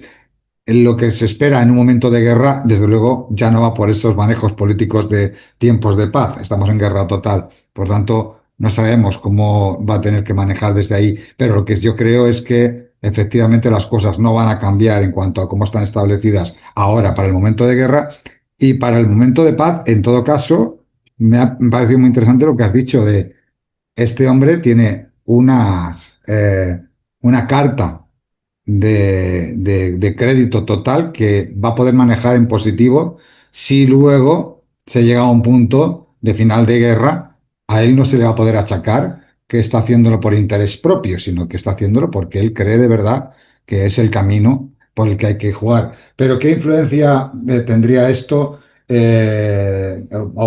a lo que es el tiempo de entreguerras, voy a decir, porque la guerra no va a terminar hasta que no termine el cáncer de Estados Unidos, de sionismo? Pero, ¿cómo puede funcionar este cambio también en la política? Aquí se están encumbrando gente como Arachi, gente como Ayani, hay gente que está quedando muy arriba en los puestos de credibilidad, otros que a veces pueden ganar, como ha ganado en un momento dado, Pesešian de rotundidad, pero luego también ha tenido momentos que nos ha hecho así un poco ese tema de la disculpa, que yo entendí luego como algo que en diplomacia, pues los líderes primeros de una nación juegan a esa diplomacia, quizás más exagerada que el propio canciller de Exteriores, como Lavrov o Zaharova, son más agresivos. No te digo nada, Medvedev, que ya no tiene ningún cargo así de cara, pero que Putin tiene que jugar con un tono mucho más delicado, ¿no? Yo creo que por ahí puede ser que Pesešian. Lo bueno es que inmediatamente ha salido a rectificar ahora, creo, otra vez, Pesešian, a decir, no, no, que se me ha Sí, interpretado mal. Sí, sí.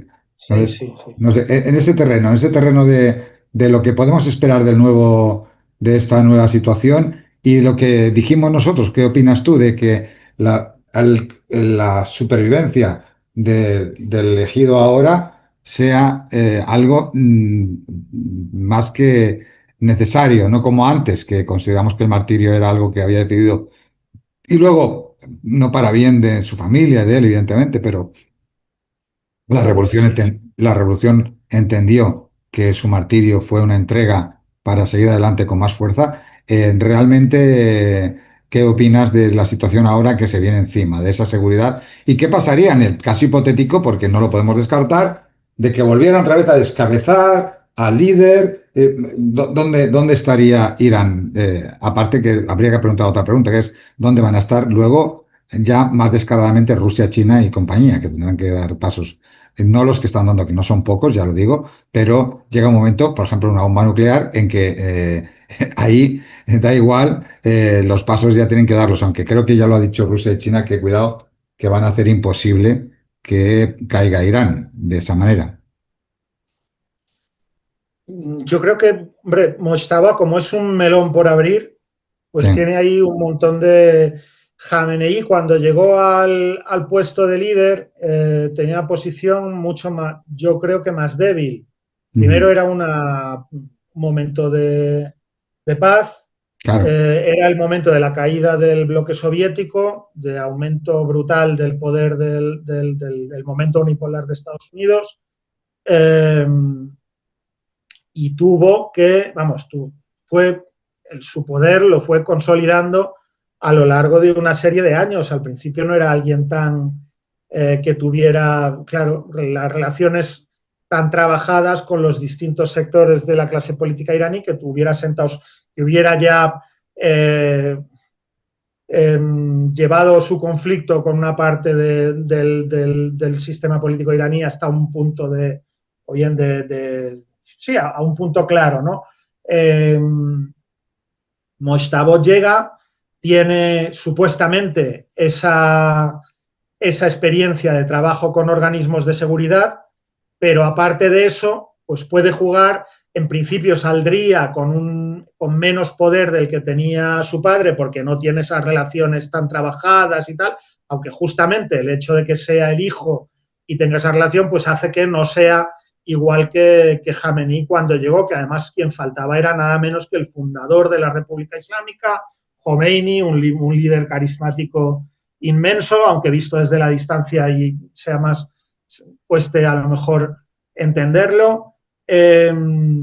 Entonces ahí pues tiene margen para ir trabajando sus relaciones con unos, con otros, sectores del mundo más o menos reformista, para los cuales Mojtaba era la bestia negra, pues yo he visto que ya por ahí por Twitter le estaban dorando la píldora y tal. Entonces, pues es una oportunidad también para que haya una renovación generacional, para que aparezcan nuevas caras, porque en los últimos años la verdad es que sí que había demasiada repetición de personas que pasaban de un cargo a otro, personas que eran de confianza del conjunto del sistema. Es que ya no es cuestión de solo de Jamenei, toda una serie de redes que tienen a Jamenei un puesto especial, por supuesto, bueno, Seyed Ali Jamenei, pero que pues eso se van repitiendo. En el momento en el que llega alguien, que bueno, ahora tampoco es que sea muy, muy joven, pero tiene 57 años, llega al poder, pues hay una oportunidad para que gente de una generación o incluso dos generaciones posteriores accedan. Y sobre todo en esta situación en la que hace falta un momento de unidad nacional en la situación de guerra, pues es muy claro que hace falta tanto abrirse por parte de la parte alta del poder a sangre nueva, como por parte de los de abajo tienen claro de que de lo que se trata es de hacer piña para mantener el país, para mantener la integridad territorial, para mantener la estrategia a grandes rasgos que tiene frente a la agresión.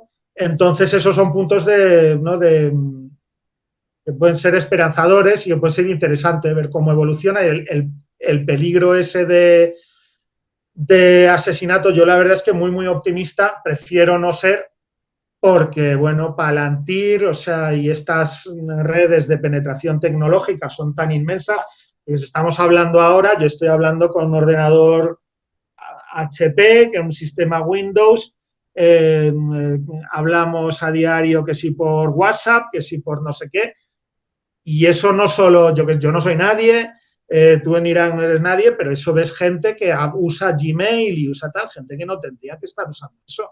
La República Islámica, como cualquier país que quiera ser soberano, tendría que haberse pasado, no sé si a Linux o a qué, desde hace años y haber desarrollado sus propios sistemas, sino por lo menos su propio software y todo lo que pueda de hardware, o buscar a quién le consigue el hardware que no le vaya, o diversificar, o no sé exactamente, y eso está muy descuidado. Entonces, pues eso, cuando Israel te hace lo de los buscas en Líbano, o es capaz de encontrar a Nasrallah, o es capaz de tal, es un poco por eso, de todo el mundo llevamos aparatos que están fabricados. Yo ya me he comprado un Xiaomi, el anterior era un Nokia, después de verlo lógicamente, después de eso ya, digo, jamás, y mucha gente en el mundo ya habrá dicho, ya no compro hardware occidental, porque de repente, si yo que sé, a lo mejor hoy no soy anti tal, pero de repente un día me da la vena y me cabreo más con los occidentales que hoy. Entonces, que voy a estar rastreado toda la vida, eso no. Entonces, yo no soy muy optimista de que, pero bueno, a ver, de momento, hombre, llevamos ya, ¿no? ¿Cuánto llevamos ya? 10 días de guerra, y bueno, ahí sigue Pezeshkian, ahí sigue Araghchi, ahí sigue Jalibaf, ahí sigue Ali Larijani, una serie de personas que en principio también deberían haber querido, parece que ha conseguido tener lugar, han conseguido llevar a cabo la elección de Moshtaba Khamenei dentro de una circunstancia en la que decían que habían bombardeado la sede de la Asamblea de Expertos, han bombardeado también lugares en Com, y aún así pues han salido representantes en esa asamblea de expertos que han dicho que ha tenido lugar la elección y tal. Entonces, ¿tendrá capacidad? Ojalá. Pero hay que contar con que quizá no, y quizá haya que tenga que poder adaptarse. Si asesinan también a Moshtaba Khamenei, pues hay un proceso constitucional, de la misma manera que se ha elegido al sucesor de Ali Khamenei, pues se elegirá también al sucesor de Moshtaba Khamenei. No tiene mayor. ¿Que asesinan a los expertos? Pues se seguirán las vías previstas por la Constitución para sustituir a la gente que va cayendo por el camino. No tiene más. Es que eso, además, Irán, durante toda la guerra frente a Irak, es verdad que no tiene nada que ver con la capacidad de espionaje actual, es una cosa muy distinta, pero vamos, durante los 8 años de la Sagrada Defensa frente a la agresión iraquí, no solo iraquí, sino todo lo que había detrás de Irak, Irán llevó a cabo todas sus elecciones de presidencia, del Parlamento. En esa época creo que no había elecciones a consejos municipales, ahora sí, vamos, a asamblea de expertos, las llevó a cabo puntualmente, no como Zelensky. Y pues la perspectiva es esa, ir adaptándose a la situación e iremos viendo. Muy bien, pues bueno, esperemos que podamos contar contigo los tiempos, los días que tú juzgues y creas posible y conveniente. Hemos visto que funciona la conexión, que ya eso es mucho, ¿eh? Sí, En esta situación, eso es mucho. Y bueno, esta tarde en el programa, por no entretenerte mucho más, pondré eso, pero que ese corto o te lo pongo ahora si quieres, depende si tienes 5 minutos dura eso, y sí, y haces tu comentario final al oír eso. Yo creo que te vas a cabrear igual que yo, como una mona, pero realmente nos enfrentamos a un monstruo. Yo en ese país, quizás porque lo veo desde fuera, no desde dentro, no desde la convivencia tuya diaria, y lo veo desde un dentro en el que he visitado otros muchos países y de los nuestros algunos, y veo un nivel de compromiso, de un nivel de entender. Yo ayer veía unas entrevistas y una chica decía en una manifestación, que además iba ella sin velo ni nada, pero ella decía, no, yo tengo, creo que tengo mis historias que vendrán después de la guerra, volveré ya a ponerme brava de discutir. Dice, pero ¿por qué estoy aquí en la calle? ¿Por qué estoy aquí sabiendo que están sonando bombas y tal? Y eso dice, porque no me merece vivir, o sea, estar viva, y entregar mi país al enemigo. No lo entiendo. Dice, no es mejor. Dice, no es mejor. Y lo decía absolutamente convencida. No es mejor Sí, estar eso vivo. es una idea muy extendida entre los iraníes. Es un verso, hay un verso de Ferdowsi, del libro de los reyes, que es un poco, es un texto que es mucho, en fin, que recoge la mitología irania como llega hasta el siglo X y que, bueno, usa mucho un vocabulario persa antiguo muy rico y tal, y tiene un verso que es, si no está Irán, que no esté mi cuerpo.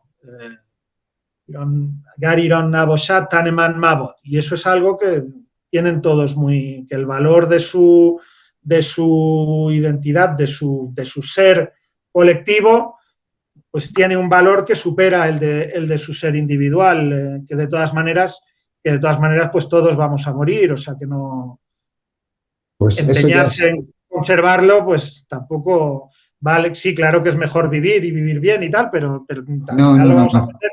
Pero hay un reconocimiento del colectivo como parte del yo y no al revés, del individualismo al individuo como parte preponderante al colectivo. No lo entiende así. Y era una chica bien joven y bien clara, ¿no? Bien preclara con eso. Y lo repitió claramente. No, es que no. Porque el locutor le volvía a insistir. Pero, hombre, estarías mejor si estuviera. Claro, pero no, es que voy a estar aquí defendiendo mi patria, y luego me voy a poner a pelear, por supuesto. Además lo decía, y luego me voy a poner a pelear, por supuesto, por otros temas. Pero por este, no, lo tengo clarísimo. No van a venir estos a decirnos a nosotros tal. Y luego el agradecimiento a Jamenei del gesto que ha hecho, también les ha puesto a muchos en esa idea que tú has manifestado, que está cultural. Esta que te voy a enseñar es la otra cultura, la que nos enfrentamos, el enemigo al que nos enfrentamos. Y te muestro estos 4 o 5 minutos, que los pongo además con subtítulos automáticos de YouTube, pero que para que la gente que lo vea y lo entienda. Pero creo que, ya te digo, yo hoy me ha dado vergüencita ajena. Este es el portavoz, sí, del Ministerio de Guerra, aquí, y ante las preguntas en teoría, que tenía que haber sido, pues, diciendo las maldades, los terribles elementos con los que podría jugar, si es que de verdad tú no eres de esa calaña, pero no, es que los que preguntan solo están viendo a ver cómo lo resuelven para seguir gobernando ellos haciendo lo mismo. Aquí están los 5 minutos, literal. Veamos. Are we at war with Iran? Un segundo, voy a darle más voz a esto. Aquí está. Ahora. Are we at war with Iran? I think we're in a military action at this point. I'll leave it to Congress and lawyers, et cetera, from the administration to determine the exact. Okay, so yesterday, the president said we're doing very well on the war front, and previously he said we should expect American casualties because, quote, that often happens in war. So is the president wrong when he says we are at war? Well, I won't add or subtract anything to the president. I wouldn't presume to do so, but I know this is a material matter in front of the Congress and between the administration. I'm not the right person to weigh in on exactly the criteria. Okay. You said that regime change is not one of the objectives of this military operation. Is that correct? Of the U.S. military campaign at this time as directed by the president. Okay. If that's the case, can you explain why the first military target of the joint U.S.-Israeli operation was Iran's Supreme Leader Khamenei? My understanding is that's an Israeli strike. We can get you more detail, including this afternoon in the classified briefing. Okay, well, President Trump clearly disagrees because he immediately took credit for this, saying, I got him before he got me. And shortly after the strikes on Saturday, Trump told the Iranian people, bombs will be dropping everywhere. When we're finished, take over your government. It will be yours. This is probably your only chance for generations. And your boss, Secretary Hegseth, literally said he made sure that the people responsible in the Iranian regime to try and take out President Trump were on the target list. How does arming the Kurds and encouraging a civil war advance our military objectives of degrading Iran's power projection capabilities? Ma'am, I'm not sure I can comment on that. I'm just not tracking it specifically, but I can get into it, get back to you or into classified. Okay, great. I'd like to enter into the record 3 articles about how we are arming the Kurds. Absolutely. Thank you. Okay, so you won't say if we're at war. You won't say if regime change is actually part of our thing. Do you agree that there is a risk of Iran becoming a failed state? I think there are a wide range of risks, but I think those are the kinds of things that we are precisely seeking to avoid and capitalize on to make sure it's net beneficial for the American people. Okay, and does the department actually have a plan to avoid that and prevent a failed state in this very strategic part of the world? Well, without fixating on the specific eventuality, ma'am, I would say the department is actively planning to ensure that we are, deliver on the president's objective of a net beneficial result for this military campaign. Okay, you keep saying that it's important that we have a plan and that you are working on the plan. What is the plan?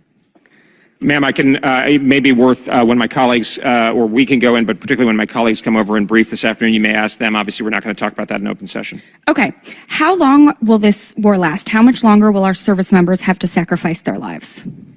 So I'm not going to take away the president's decision space. He's got the wide range. He's the master of that. As he has indicated, and Chairman Kaine as well, the military campaign, at least at this point, has been scoped out, or I would say people have discussed it as roughly 3, 4, 5 weeks. But that, of course, does not constrain the president's decision space.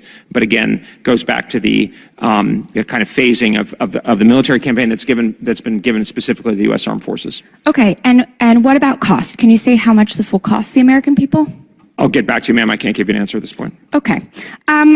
Mr. Colby, at his first press conference, your boss, Secretary Hegseth, said this mission is laser-focused, destroy offensive missiles, destroy missile production, destroy their Navy, and they will never have nuclear weapons. In 2003, just as Operation Iraqi Freedom was getting underway, President Bush said, our mission is clear, to disarm Iraq of weapons of mass destruction, to end the regime's support for terrorism, and to free the Iraqi people. Remind me, Under Secretary Colby, how long did Operation Iraqi Freedom last? I'm actually not sure technically, a decade or something. It took 8 years before Iraq became even remotely stable at a cost of thousands of American lives and trillions of taxpayer dollars. Secretary Hegseth said this week that we're not doing nation building. We don't do quagmires, no democracy building exercise. In fact, his predecessor as Secretary of Defense, Secretary Rumsfeld, said, and I quote, I don't do quagmires. You just said that this isn't going to be another Iraq. Secretary Rumsfeld himself said, of course it won't be Vietnam. We're going to go in, overthrow Saddam, and get out. That's it. The American people are not stupid, Under Secretary Colby. This administration keeps telling us this is not Iraq while using the exact same arguments that were used to justify the war in Iraq. We have already had 6 service members die in this war and dozens more injured. And you can't even give me an answer on what the plan is or what the objectives really are. Our embassies have been attacked. At least $90 million worth of fighter jets were shot down by our allies. And you literally can't even tell me whether this is a war, what we're trying to achieve, or how much it's going to cost the American people. My generation has been paying our entire lives for forever wars that your president promised to end. And yet you sit here today unable to provide us with any clarity. Our service members and the American people deserve better. Mr. Chairman, I yield back. Bueno, el tema es el que he dicho antes, ¿no? Realmente les preocupa un bledo los muertos, nada. Bueno, y podrías decir, bueno, lo que le preocupa son los costes, que esté la campaña bien planteada, que se alcancen objetivos, tal. Pero bueno, lo que es interesante que asume ya, de alguna manera, la defunción del derecho internacional, porque el hecho del bombardeo de la escuela de Minab, puedes no pensar en ello en términos humanos del asesinato de niños y tal. Dice, bueno, es un crimen de guerra. Una vez que termine la guerra, si suponiendo que existiera la Corte Penal Internacional, etcétera, pues se podría perseguir al presidente, ¿no? ¿Por qué cometen? ¿No? Eso también podría ser ¿por qué nos deshonran ustedes ante el mundo y nos exponen a que nuestras autoridades, nuestros militares vayan a... Pues eso también sería un cálculo racional de si la campaña está bien planteada o no. Y eso ni si no aparece, no... Tampoco, pero es que no pone nada, ni tampoco ni cuál va a ser el coste en términos de la relación con los países árabes del Golfo Pérsico, tampoco lo plantea. También lo podría plantear. Y eso también sería una pregunta racional de si esto está bien pensado o no está bien pensado, solo en términos de intereses de Estados Unidos. Todos saben los kurdos para saber si realmente estamos... Tengo aquí documentos de que estamos financiándolos, para que quede conste, ¿no? Aunque esto sí, no lo veis. Claro, para pillarlo y, claro, en el juego político interno, sí. Sí, no, totalmente. la silla la tienen calentita, todavía no les funcionan sus instituciones todavía. Todavía. Vamos a ver si les dejan de funcionar. Bueno, Manuel, A ver. espero verte prontito otra vez. Estamos en contacto permanente, pero a ver si nos juntamos otra vez los tres aquí y continuamos con la charla y con los análisis que tenemos por delante, unos cuantos que hacer. Un placer, Chema, y toda la audiencia que nos escucha. Gracias, Manuel. Un abrazo. Un abrazo. Chao. شهیدان برگزیدگانند، برگزیدگان خدای متعالند. با عهد خود، پیمان خود با خدای متعال اینها صادقانه رفتار کردند. شهیدان در برترین تجارت عالم برنده شدند. ان الله اشتری من المؤمنین انفسهم و اموالهم بأن لهم الجنه، یعنی جان خودشو داره با خدا معامله میکنه. دیگه بالاتر از این چی میشه؟